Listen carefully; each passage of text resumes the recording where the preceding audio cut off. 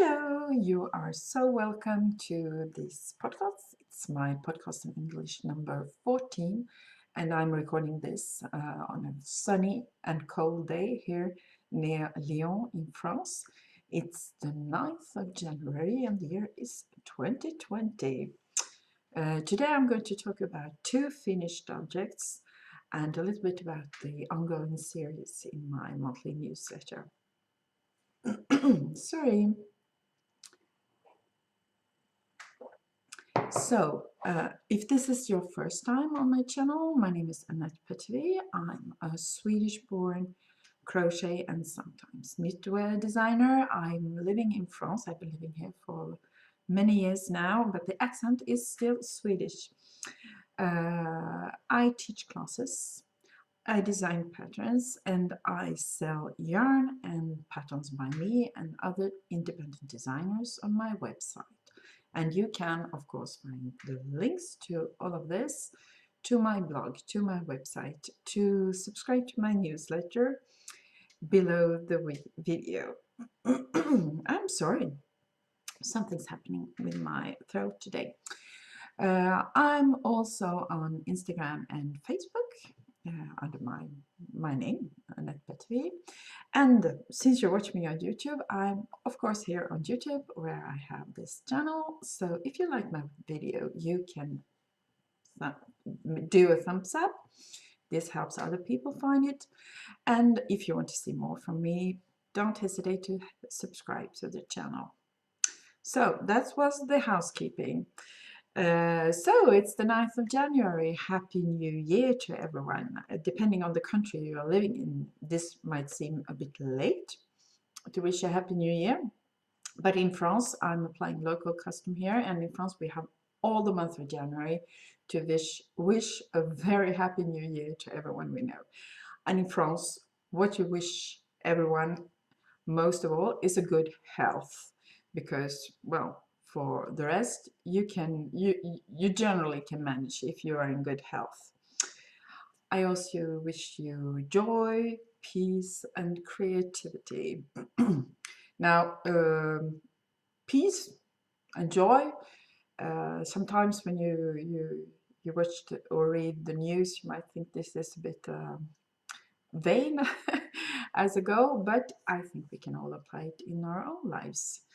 To try to bring joy and peace to those who surround us. Have you any New Year's resolutions? Well, I don't. This year I have no New Year resolutions. I have no new goals because I'm working toward a couple of goals, but I already had them before. So this year I'm focusing on the system, how to make things happen.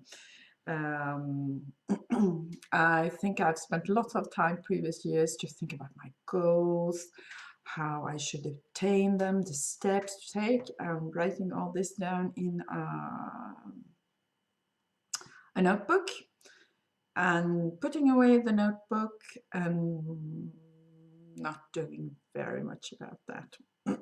So this year, sorry,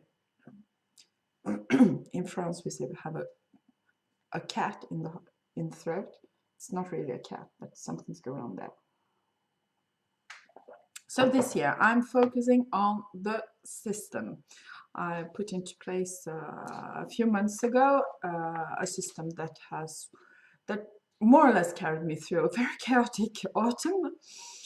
But let's refine it. You know, this is what you have to do. You have to go back and forth and see what you can do better next time.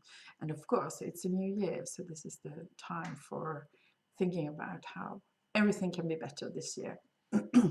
So some people chose a word for the year. I haven't done that this year because previous years that has been just like the goals. Didn't help a lot, but I have sort of a motto or mantra, and it just came to me. This is what I wish for myself, but perhaps for you too: serenity, strength, and courage.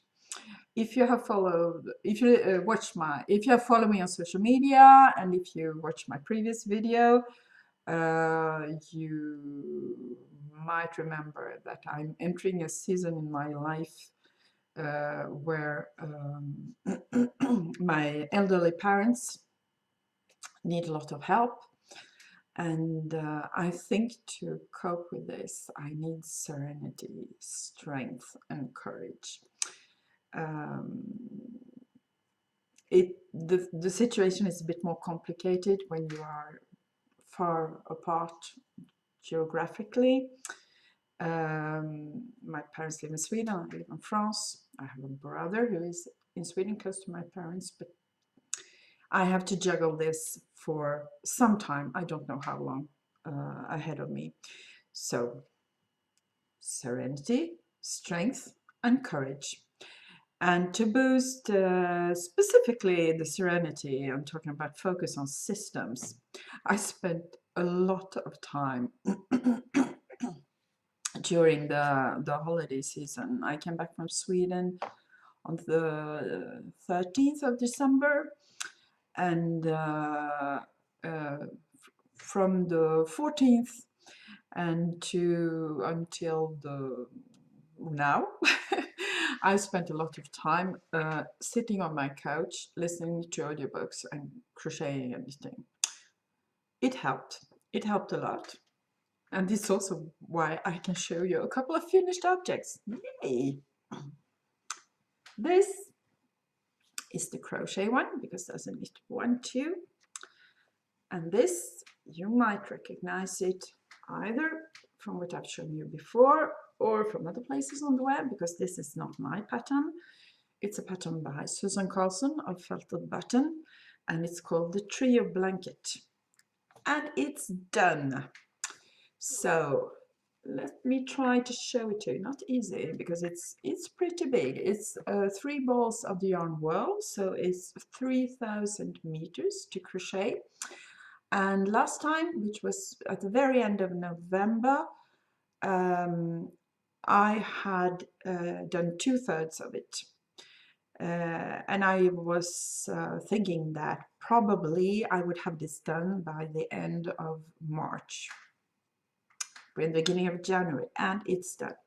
So it's so the wall yarn is I just want to show it. One of the walls here is this gradient, a very long gradient over 1,000 meters, and here I'm using 3 balls. I'm going to show it to you in a minute, but now this is the reveal. So starting here, I fold it in 2 lengthwise, and then you have this gradient that evolves all along the blanket, and I think it gives this kind of dappled impressionist look, and it also makes it so much more interesting to work this quite easy stitch pattern, because the genius idea is of course to use this very this simple but very appropriate stitch pattern with 3 balls of whirl, because you know, the rows are kind of interlocking as they do in many crochet stitch patterns, and this gives this really nice effect.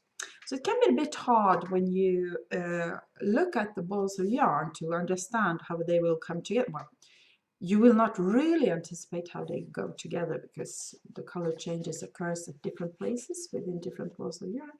But I think it could be fun just after showing you the blanket, showing you the balls of yarn I used. Well, not the ones I used, but the same colors. So this is how they look separately. So there's a certain, when I try to combine yarns for this for myself or for customers, because I am the exclusive distributor of the French translation. You get it from me when you order the yarn to make the blanket, by agreement, of course, with Susan. And when I combine yarns, I try to have a common theme. Here we have pinks and violets, but also some colors that kind of cut off that kind of puts some interest, some more interest into it. Here I use all the balls. I started them from the outside going in. It's practical when you crochet, but it also of course defines the color play. So with the same balls of yarn you can have different effects, and of course add to that the many colors available in the whirl yarn, and you have a lot of color play, a potential color play ahead of you. I'm really happy with how it turned out. The kids are trying to co-opt it, to have it on the sofa.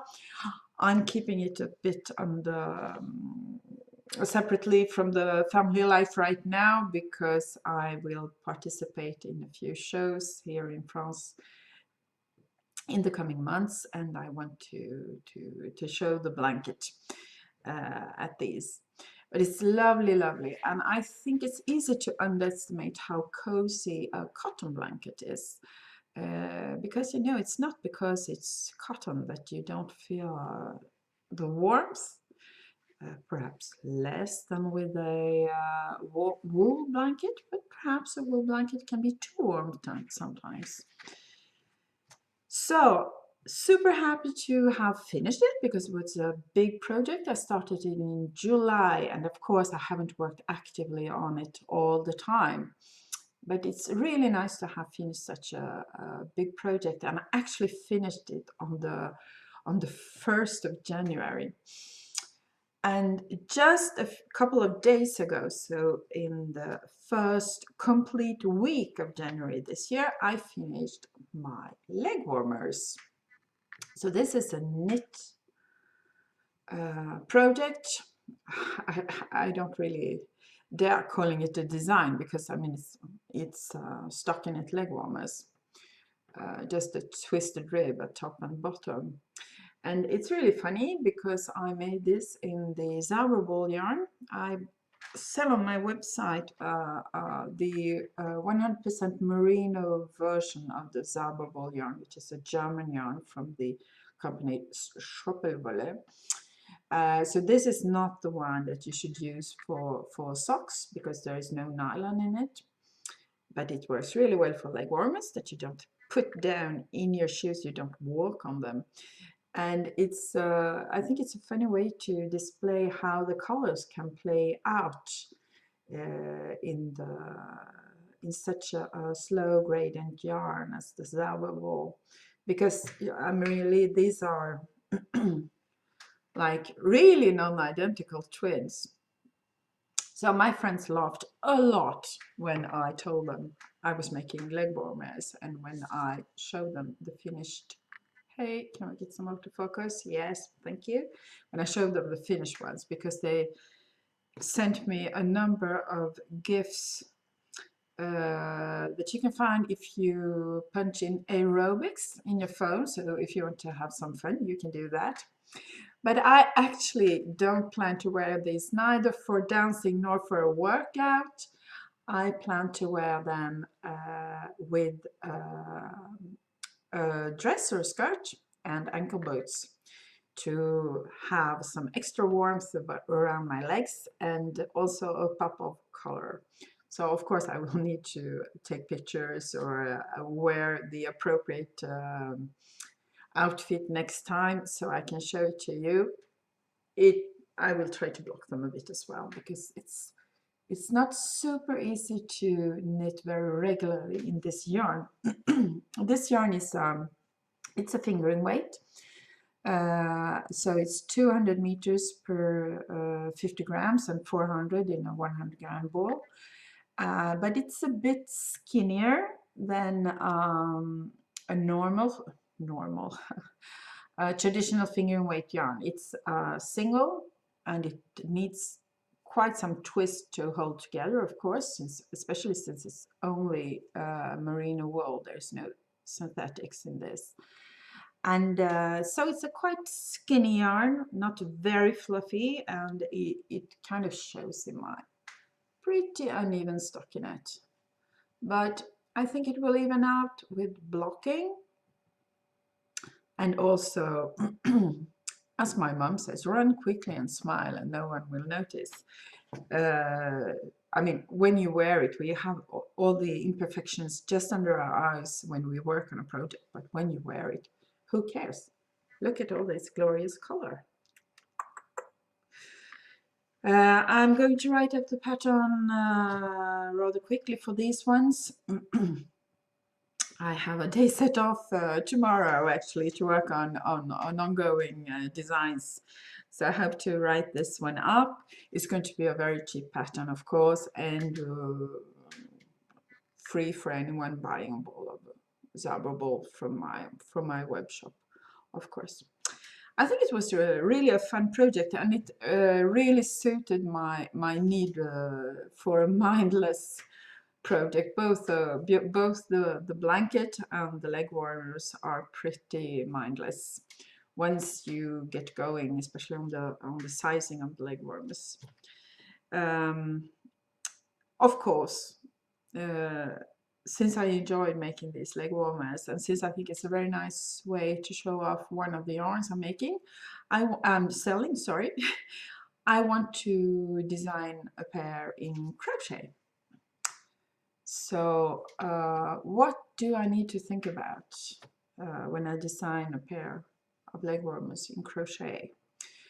A couple of things actually.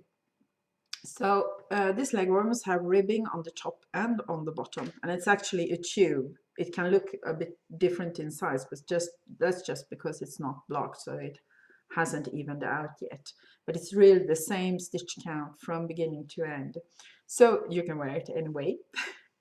And it's a tube with ribbing on top and bottom. So then I have to think, if I want to do this in crochet, I will have to think about my ribbing.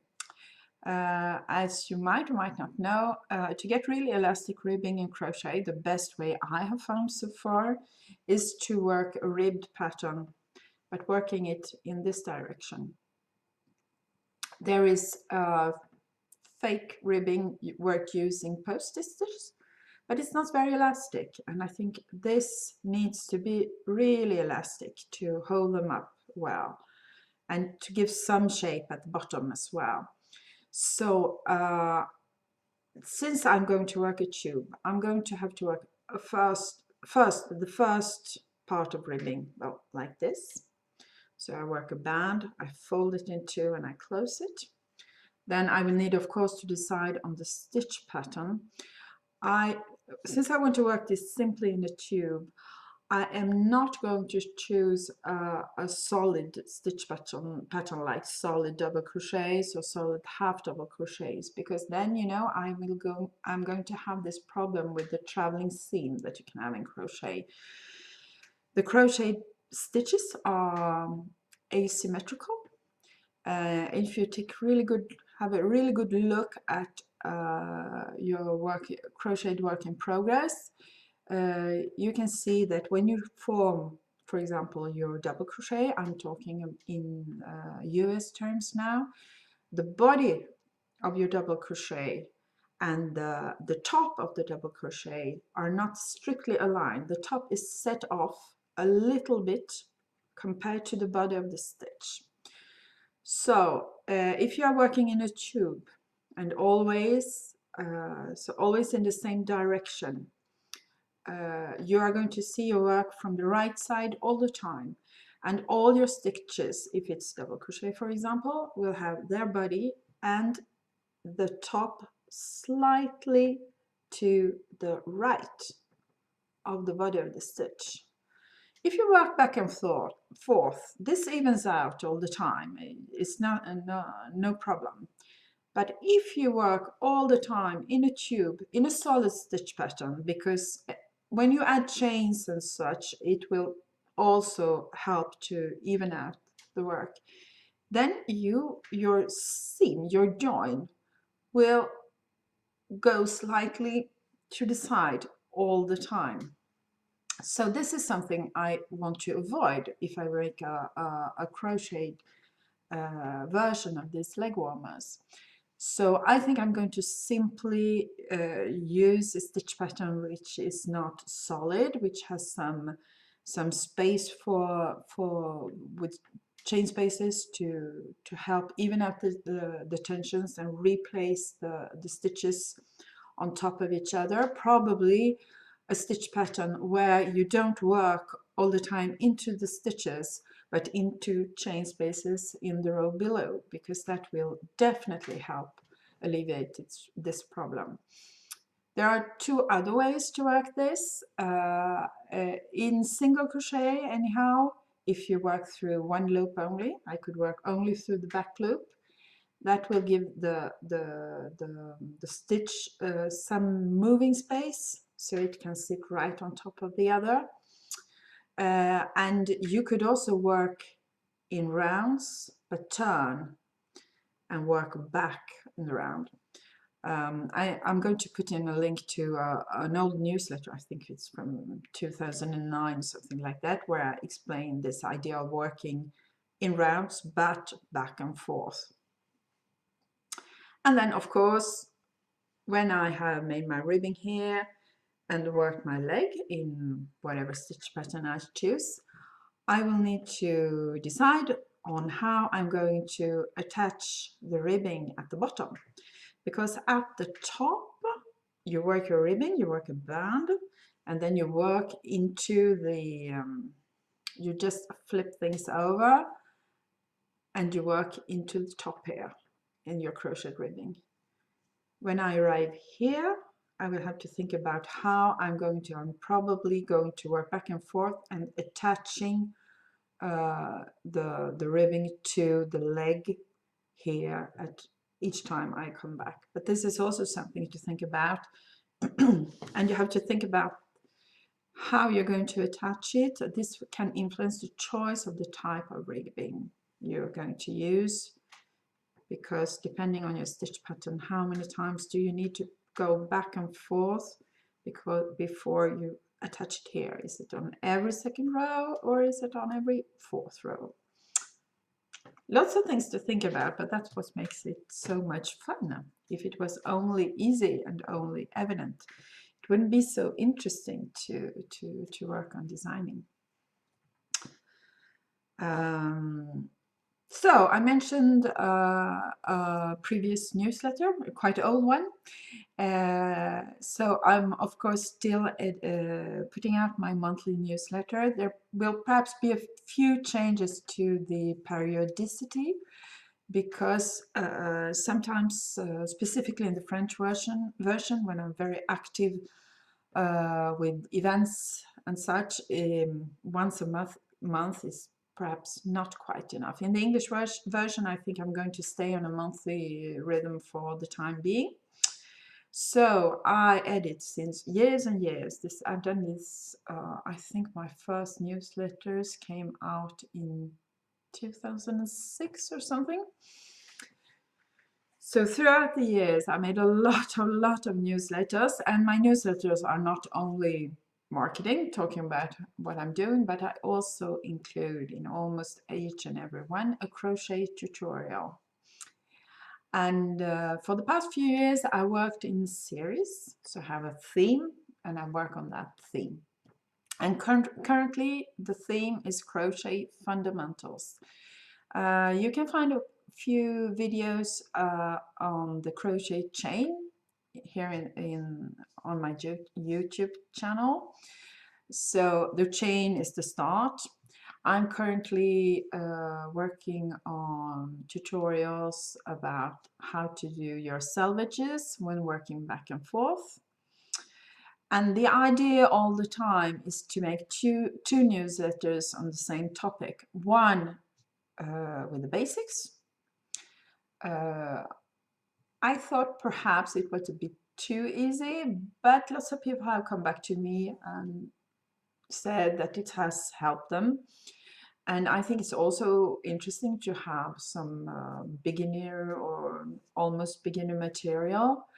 So the first newsletter is on the really basic, the way of doing something like a starting chain, or right now I'm working on tutorials on selvages, to have a straight selvage, not something that goes or and the second newsletter is centered on the more advanced technique. So for the chain stitch, for the starting chain, sorry, I talked about the anatomy of the starting chain, where you should insert your hook in a starting chain in the first newsletter. And in the second one, I discussed alternative methods like foundation stitches to start a project. So if you're on the beginner side of the spectrum, the first newsletter will be interesting to you, and the second will seem too complicated. So just file it away and come back to it later. And if you are an experienced crocheter, the first one, it was going to seem very easy peasy and evident to you, but just file that one away. Perhaps use it if you want to teach someone how to crochet, and wait for the next one, which is going to be more advanced. So this is the current theme of the newsletter. I'm going to work on other things afterwards, of course. I've been doing this for more than 10 years, so there's no stopping it anytime soon. So, well, I think that's it. I've talked about everything I wanted to say to you today. I want to repeat myself. Have a wonderful new year, 2020. I plan to record another podcast in a couple of weeks or so, so I hope to see you back then. Today I'm wearing, it's not the first time, it's an oldie but goodie. I'm wearing my pyramidal shawl. It is also in the Whirl yarn. So the Whirl yarn is a Dutch brand from the yarn brand Skepjes. And I wear this often because it's not warm, and I love the color, and I thought it worked quite well with what I'm wearing today. So once again, it was that one. This is one of my designs. You can find it on Ravelry or in my web shop. And on the mannequin today is yet again the Popeye shawl by Eclat du Soleil. You can find the pattern in my web shop, and it is worked here in my mohair and silk yarn, which is also in the web shop, of course. I wish you a wonderful day, a wonderful start of the year, and we'll talk again soon. Bye bye.